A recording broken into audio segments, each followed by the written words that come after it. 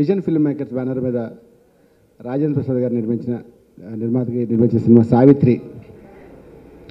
సావిత్రి టైటిల్కి నందిత చాలా యాప్ట్ అయిందని చాలామంది చెప్తున్నారు. దాని తక్క మా బ్రదర్ చూడపడండి బే నువ్వే రాలేదు ఆ రోజు. ఓకే, సో ఇంత గొప్ప విజయాన్ని అందించిన ప్రేక్షకులు కానీ మీడియా కానీ ధన్యవాదాలండి.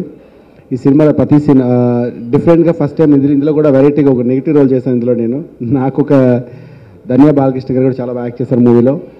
సినిమాలో మొత్తం ఆర్టిస్టులు అంటే మురళీ శర్మ గారు కానీ, రవిబాబు గారు కానీ, ఫిష్ వెంకట్ కానీ, జీవా గారు కానీ, ప్రతి Ajay, lot of people cinema మొత్తం అందరూ రన్ అవుతుంటారు రోజులు. సో ప్రభాస్ సీను హీరో గారితో త్రో అవుట్ ఉంటాడు. అడిప్పటికీ నాకు అర్థం కాదు, విలనో తెలియదు, ఫ్రెండో తెలియదు. ఇప్పుడు నవ్విస్తూ ప్రతి సినిమాలో తనంత సక్సెస్ఫుల్గా ప్రభాస్ ప్రతి సినిమాలో లేని సినిమా లేకుండా అన్ని సినిమాల్లో తనకంటూ ప్రత్యేక చాటుకుని ఈ ప్రభాస్ సినిమాలో చాలా ఎక్కువ జోక్ చేశారు, కామెడీ చేశారు. సినిమాలో కొన్ని సీన్లో నేను నవ్వలేక చచ్చిపోయాను. థ్యాంక్ యూ వెరీ మచ్ అండి.